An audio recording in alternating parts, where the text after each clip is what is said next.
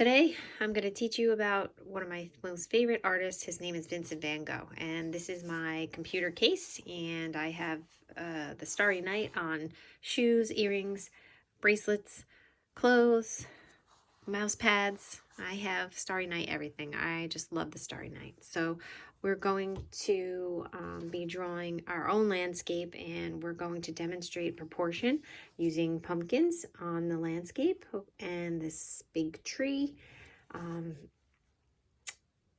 So let's get started. Vincent van Gogh demonstrated proportion by having his large tree form go from the bottom of the painting all the way to the top, and it overlapped, the wind and the sky in the background, and the mountains way off in the distance appear a lot smaller than even the tree, because objects that are further away should appear smaller and objects that are closer to the viewer will look larger. Okay, and so that's how you can create the illusion of depth and space within your artwork. Also, this painting is from a bird's eye view, where he's looks like he appears to be high up on a hill looking down at the town below, and those buildings are very, very small, so that it gives the viewer the sense that they're really far away. So today you are just going to set up your landscape, and you're going to use pumpkins to show that you understand what proportion is. And by that, I mean you're going to make the pumpkins a certain size, the pumpkins that are close to you, and a certain size, the pumpkins that are further away, and a certain size for the pumpkins that are in the middle, okay? So objects that are closer to the viewer should be larger, and objects that are further away appear to be smaller, okay? Even if these three pumpkins were the same size, if one is further away and then one is even further away, they're going to appear smaller. So you have to draw them the way you see them, okay? And you can put a tree into your foreground that goes all the way up to the top of the paper, just like Vincent van Gogh's cypress tree, to show that that is closest to the viewer, very close to the viewer. Now, I'm holding the paper vertically, and I'm going to ask that you guys do the same because it tends to help with the proportion of the objects. And we'll put the moon in the background and try to be inspired by the sky in the Starry Night, and maybe we can emulate some of what Vincent van Gogh did to create the illusion of movement using lines. So let's get started. So we're going to sketch lightly because there is going to be quite a bit of erasing, especially when you have like overlapping shapes. And the first thing I like to do is just determine my horizon line. And in this case, we're going to use like 3 hills. And if your hills are drawn from the different side of the paper, that's like perfectly fine. And I'm going to start just about here. It's a little bit above halfway, the halfway mark on my paper, and I'm going to just start with one line, and then it's like a curved line, and it's about 3 inches long.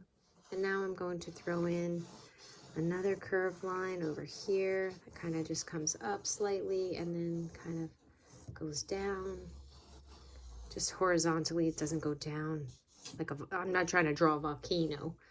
Okay, and then my next line is going to come from here, and it's going to kind of droop down and then kind of taper off like so. Okay, so I'm just breaking the space up into smaller like sub shapes, and I have just some simple curved lines. The next thing I want to do is I'm going to start placing my pumpkins onto the landscape. So the pumpkin that I want to be closest to me is going to be about, I'd say 3 or 4 inches in height. And I'm just going to start with some basic oval shapes. So artists will break objects down into more simplistic shapes and try to build the object that they're trying to draw with shapes. So they're going to put the shapes together. So you just kind of want to sketch it out. And if it has like an odd shape, I can always like change it. I'm just kind of putting some basic shapes together, and then I can play around with it to make it look a little bit more realistic, because pumpkins don't have perfect sides and they're kind of like lumpy and they bump out a little bit, wider at the bottom, and maybe a little bit like tapered off at the top. And I can make it look like it's sitting in the grass. So here, I could give it a scratchy kind of outliney edge, like with a zigzag line, and it looks like this pumpkin is kind of sitting in the grass. And it's a kind of a weirdly shaped pumpkin, so I might want to bring it out a little bit. So I lightly sketch, and I'm always erasing. And notice I drew this pumpkin overlapping this one line for this hill, so I'm going to have to erase all of that. So that's why I really want to start out by sketching lightly. Okay. So now I'm going to put in some curved lines that are going to eventually connect. They're going to come together and connect, and that is going to represent my stem for my pumpkin. Okay, and I'm going to just put this wiggly kind of skinny shape off to the top for where they cut the vine off. So now I'm going to kind of fix this up a little bit, and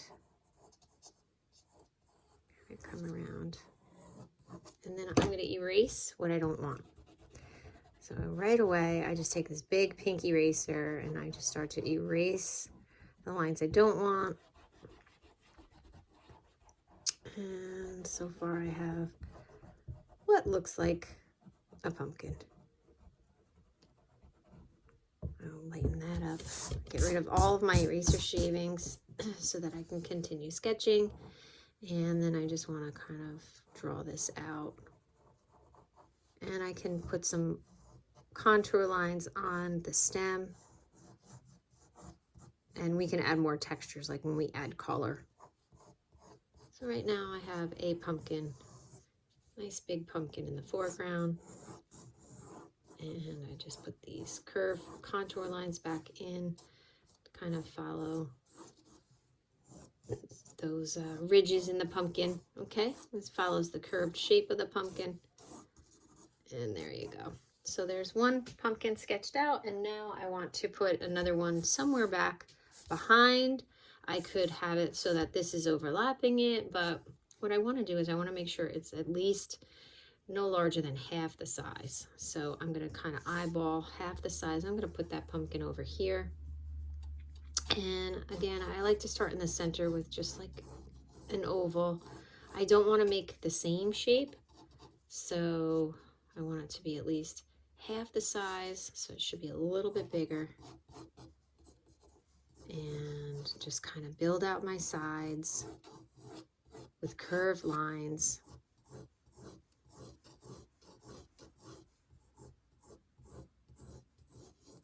Okay. And just kind of connect it at the top, but not like a full circle. And the bottom kind of wibble wobble on the bottom, so it's not perfectly flat. And then I can put my curved lines in for my stem, and maybe I'll have it go this way. Maybe it'll be short and more of a broken stem for my pumpkin. And then I want to erase the lines I don't want. And this is just our sketch. We're just gonna get to that. I'm gonna change this line a little bit. We're not gonna get to the colored portion of the project. We're just gonna sketch in our pumpkins. Now notice I'm not making them really, really small because I want to be able to shade them in, and I don't want to make them too small. They're still, you know, kind of close to the viewer. And then over here, if I put pumpkins way back here, and these are going to be at least half the size or smaller than this pumpkin. Okay, so they gradually get smaller and smaller.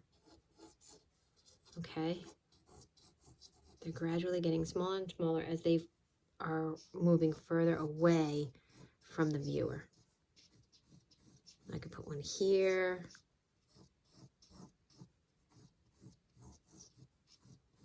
I could put one here, and they don't have to stand perfectly straight. Like, they can tip a little bit. Pumpkins really don't, you know, sit perfectly straight all the time. It's based on like the way that they've grown on the ground. Sometimes if they're laying on their side for too long, they get like a flat spot. So here we go. I'm gonna get this sketched in. And now I have various different sizes, a couple of pumpkins. You don't have to fill up, you don't have to make an entire pumpkin patch, but it's totally up to you. If you want to put more in, that would be fine. I just didn't want you to, you know, it all depends on how much time you want to spend on your drawing.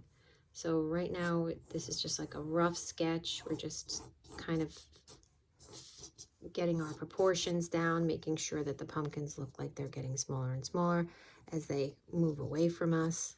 Objects that are further away from the viewer appear smaller. So as long as you draw them that way, you're going to create that illusion that these are going further and further away.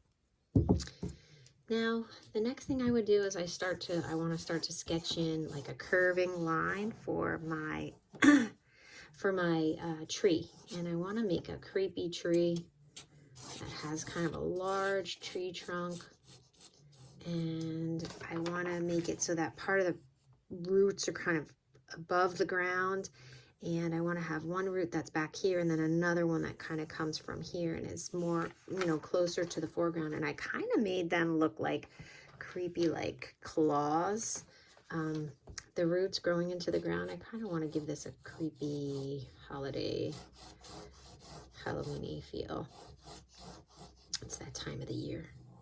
So I'm just mark making now. I'm drawing this curved line and I'm just shooting off a line here that's going to be where one of my roots will be, and then I'm going to put another line in here. And then before I do anything down there, I am going to start bringing my tree up. Now, as I bring it up, I kind of want it to look like it gets a little smaller at the top because trees do get skinnier as they go up. And then I think right about here, I'm going to start branching off. Now I can make some lines for my basic branches and then I can fill them out, okay? So you would not leave them the skinny line like that, but you can start to kind of figure out where you want how you want the branches to branch off. And when you were younger, I taught how to draw trees with like Y shapes, and they just keep connecting Y's and V's. So you can kind of start doing that a little bit too, just to fill it out. And then I'll just keep like, this will be one big limb, okay? And I want to bend it a little bit. So I'll put this limb in, and then I'll start making some branches come off of that one. And I'm just using 2 lines for each branch. And then I'm going to have it break off into some more smaller branches. Just like so. And then this one I'll have like kind of come down and get a little twisty on the end. It's totally up to you however you want to draw your creepy tree. It doesn't have to be a creepy tree if you don't want it to be. It could be a nice tree. It's whatever you want. Okay? So I'm just trying to teach you how you can take one limb and just start dividing it, having it split, and then split off into more branches. And they would get skinnier as they go off the paper, and I let them just go off the paper, just like Vincent van Gogh's tree. And then again at the top, some more branches. They're starting to get skinnier as they come off the main tree trunk.